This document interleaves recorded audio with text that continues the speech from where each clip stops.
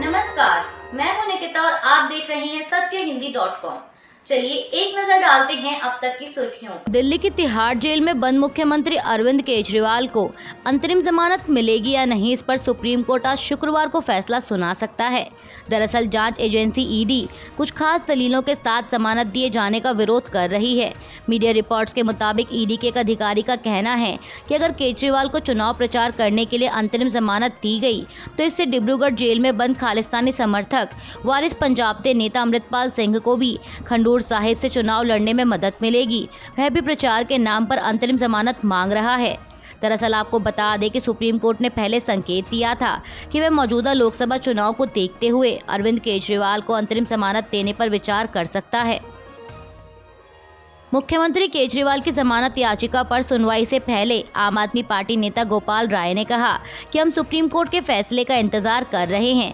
BJP ने अरविंद केजरीवाल को jail में इसलिए डाला ताकि वे प्रचार ना कर सकें, लेकिन अरविंद केजरीवाल मुख्यमंत्री हैं और जिन लोगों ने उन्हें प्रचंड बहुमत से मुख्यमंत्री बनाया वो लोग जेल के बाहर हैं। उन्होंने कहा कि इस बार चुनाव जनता लड़ रही है और वे इस तानाशाही का जवाब देंगे। प्रधानमंत्री मोदी और कांग्रेस नेता राहुल गांधी को पत्र लिखकर लोकसभा चुनाव के मुद्दों पर आमने सामने सार्वजनिक बहस करने का न्योता दिया गया है। सुप्रीम कोर्ट के पूर्व जज मदन बी लोकुर और दिल्ली हाई कोर्ट के पूर्व चीफ जस्टिस एपी शाह ने पत्र में लिखा है कि इस बहस से एक मिसाल कायम होगी और लोग दोनों नेताओं का पक्ष सीधे जान सकेंगे। इससे दोनों को लाभ होगा। चिट्ठी में कहा गया है कि दुनिया हमारे चुनाव पर उत्सुकता से नजर रखती है। ऐसे में बेहतर होगा कि जनता दोनों पक्षों के सवाल जवाब सुने। इससे हमारी लोकतांत्रिक प्रक्रिया को मजबूती मिलेगी। पत्र में दोनों पक्षों को इस बहस का न्योता स्वीकार करने की अपील की गई है और साथ ही बहस की जगह, अवधि, प्रारूप और मॉडरेटर सभी का चयन परस्पर सहमति से तय करने की बात कही गई है। इसके अलावा गैर हाजिरी की स्थिति में दोनों नेताओं से अपना रिप्रेजेंटेटिव भेजने की बात भी पत्र में कही गई है। प्रधानमंत्री की आर्थिक सलाहकार परिषद की रिपोर्ट पर राजनीतिक दलों के रिएक्शन आने जारी हैं। जहां इस रिपोर्ट को लेकर बीजेपी लगातार कांग्रेस को घेर रही है, तो वहीं कांग्रेस और विपक्ष का कहना है कि चुनाव के बीच ध्यान भटकाने और भ्रम पैदा करने के लिए ये सब किया जा रहा है। दरअसल आपको बता दें कि आबादी वाली इस रिपोर्ट में सामने आया है कि भारत में बहुसंख्यक धर्म यानी हिंदुओं की आबादी में 7.8% की तेजी से गिरावट हुई है, जबकि भारत के पड़ोसी देशों में बहुसंख्यक समुदाय की आबादी में वृद्धि दर्ज की गई है। हिंदुस्तान टाइम्स की एक रिपोर्ट के मुताबिक मुस्लिम आबादी 43% की दर से बढ़ी है। वहीं अब इस पर कांग्रेस नेता राशिद अल्वी ने भी प्रतिक्रिया देते हुए कहा कि सारा डेटा इंटरनेट पर मौजूद है, ये कोई नया सर्वे नहीं है। जब इलेक्शन हो रहा है तो उसको जानबूझकर हिंदू मुस्लिम करने के लिए डेटा पब्लिक किया गया है। उन्होंने कहा कि ये मसला हिंदू मुसलमान का है ही नहीं, पूरे देश में एक सर्वे करा लीजिए। गरीब लोगों के ज्यादा बच्चे होते हैं, जो पढ़ लिख जाते हैं उनके बच्चों की संख्या कम हो जाती है, इसलिए यह हिंदू मुस्लिम की समस्या नहीं है। कांग्रेस नेता ने कहा कि पीएम मोदी को अगर जनसंख्या वृद्धि की इतनी ही चिंता थी तो 10 साल से वह सत्ता में हैं, उन्होंने इसको लेकर कोई कानून क्यों नहीं बनाया। राशिद अल्वी ने कहा कि क्योंकि हर चुनाव में उन्हें इसे मुद्दा बनाना है। AIMIM प्रमुख असदुद्दीन ओवैसी ने प्रधानमंत्री मोदी की उस टिप्पणी पर पलटवार किया है जिसमें उन्होंने कांग्रेस और BRS पर हैदराबाद को AIMIM को लीज पर देने का आरोप लगाया था। ओवैसी ने पीएम मोदी की इस टिप्पणी के एक वीडियो क्लिप को एक्स पर पोस्ट करते हुए लिखा कि पीएम मोदी ने तेलंगाना आकर कहा है कि हैदराबाद की सीट ओवैसी को लीज पर दे दी गई है। ओवैसी ने कहा कि हैदराबाद के लोग मवेशी नहीं हैं, हम नागरिक हैं, कोई राजनीतिक दलों की संपत्ति नहीं है। 40 साल तक हैदराबाद ने हिंदुत्व की दुष्ट विचारधारा को हराकर AIMIM को सत्ता सौंपी है। उन्होंने कहा कि इंशाअल्लाह हिंदुत्व फिर हारेगा। हरियाणा के पूर्व उप मुख्यमंत्री दुष्यंत चौटाला का दावा है कि राज्य की नायब सिंह सैनी सरकार अल्पमत में आ गई है और उन्होंने राज्यपाल को चिट्ठी लिखकर फ्लोर टेस्ट करवाने की मांग की है। वहीं अब उनके इस बयान पर मुख्यमंत्री सैनी की भी प्रतिक्रिया आई है। नायब सिंह सैनी ने कहा कि अभी 1 महीने पहले सत्र बुलाया गया था, दुष्यंत चौटाला कहाँ था, वो तो नहीं आया। जब सत्र बुलाया था तो विश्वास मत हासिल किया था, अभी 1 महीने पहले ही बुलाया था। इसको ज़्यादा जल्दी नहीं होनी चाहिए, समय आने पर बुलाएंगे। मुख्यमंत्री ने आगे कहा कि सरकार का उन्होंने आनंद लिया है, अब वो सरकार से बाहर हुए हैं। दिक्कतें इस प्रकार की आती हैं, प्रदेश उनको देख रहा है, उनको चुनाव की चिंता करनी चाहिए। वो लोगों का विश्वास खो चुका है। आने वाले चुनाव में पता चल जाएगा कि जो प्रत्याशी उसने खड़े किए हैं वो किस स्थान पर रहेंगे। कांग्रेस नेता राहुल गांधी ने एक बार फिर बीजेपी पर हमला बोलते हुए दोहराया कि भाजपा और आरएसएस ने साफ कह दिया है कि अगर वे चुनाव जीतेंगे तो हिंदुस्तान के संविधान को बदल देंगे, उसे रद्द कर देंगे। राहुल गांधी ने कहा कि हिंदुस्तान का संविधान हिंदुस्तान के गरीब लोगों की किताब है, यह उन्हें अधिकार देता है। भाजपा के नेता जब संविधान को बदलने, उसे रद्द करने की बात करते हैं तो सिर्फ गरीब जनता पर नहीं बल्कि देश की आत्मा पर आक्रमण करते हैं। भारत में जारी लोकसभा चुनाव को लेकर रूस ने बड़ा दावा करते हुए कहा है कि अमेरिका भारत के चुनावों में दखल देने की कोशिश कर रहा है और उसका मकसद आम चुनाव के दौरान देश को अस्थिर करना है। रूस के विदेश मंत्रालय की प्रवक्ता मारिया ज़खारोवा ने कहा है कि अमेरिका भारत के राजनीतिक परिदृश्य को बाधित करने का प्रयास कर रहा है। वह भारत की राजनीतिक समझ और इतिहास को नहीं समझता।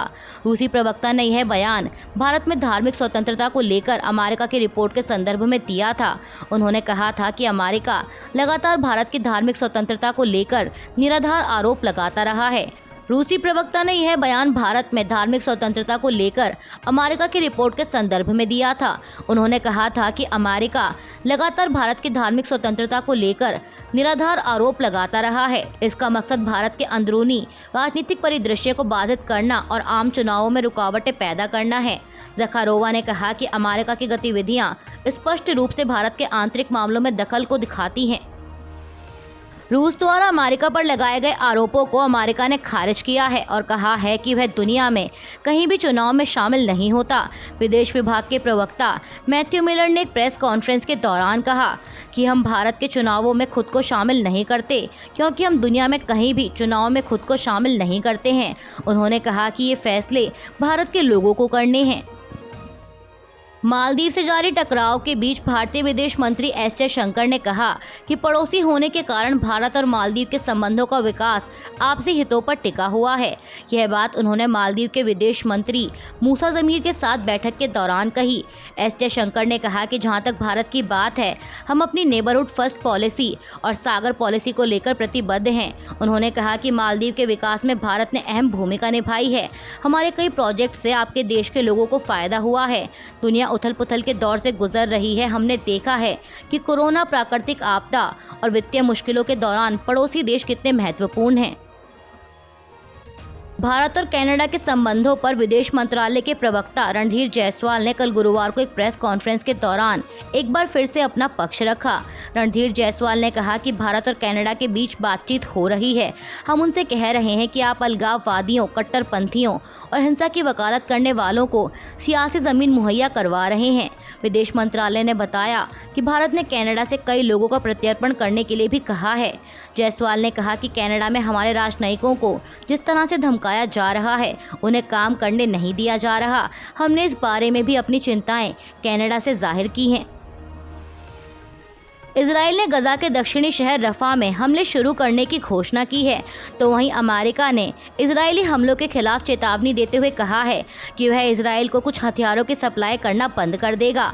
अमेरिकी राष्ट्रपति जो बाइडेन ने बुधवार को कहा था कि अमेरिका दो करीबी सहयोगियों के बीच तनाव बढ़ने के बाद आक्रामक हथियारों की आपूर्ति नहीं करेगा। वहीं बाइडेन की इस टिप्पणी के बाद इजरायली प्रधानमंत्री बेंजामिन नेतन्याहू ने गुरुवार को कहा कि अगर हमें अकेले खड़ा होना पड़े तो हम अकेले खड़े होंगे। हमें ज़रूरत पड़ी तो हम अपने नाखूनों से लड़ेंगे, लेकिन हमारे पास नाखूनों से कहीं ज़्यादा हथियार हैं। इसके अलावा अमेरिका के बयान पर इजरायली सेना के प्रवक्ता डैनियल हगारी ने भी प्रतिक्रिया देते हुए कहा कि सेना के पास उन अभियानों के लिए सभी हथियार हैं जिनकी वह योजना बना रहा है। उन्होंने कहा कि रफा में अभियान के लिए भी हमारे पास वे सभी हथियार हैं जो हमें चाहिए। आईपीएल 2024 का 58वां मैच कल गुरुवार को रॉयल चैलेंजर्स बेंगलोर और पंजाब किंग्स के बीच खेला गया। इस मैच में बेंगलोर ने 60 रनों से जीत दर्ज की है। पहले बल्लेबाजी करते हुए आरसीबी ने 20 ओवर में 7 विकेट के नुकसान पर 241 रन बनाए थे, जिसका पीछा करने मैदान में उतरी पंजाब की टीम 17 ओवर में 181 रन बनाकर ही ऑल आउट हो गई और उसे 60 रनों से हार का सामना करना पड़ा। स्टॉक मार्केट आज शुक्रवार 10 मई को पॉजिटिव नोट पर खुली है, जहां निफ्टी 52 अंकों की तेजी के साथ 22,009 पर खुला है, तो वहीं सेंसेक्स 121 अंक चढ़कर 72,525 पर खुला। वहीं इससे पहले कल गुरुवार को सेंसेक्स 1,062 अंक फिसलकर 72,404 पर बंद हुआ था। अब बात करें बैंक निफ्टी की, तो बैंक निफ्टी 47,590 के लेवल पर कारोबार कर रहा है। अभी के लिए बस इतना ही। बाकी की खबरों के लिए जुड़े रहिए सत्यहिंदी.com के साथ।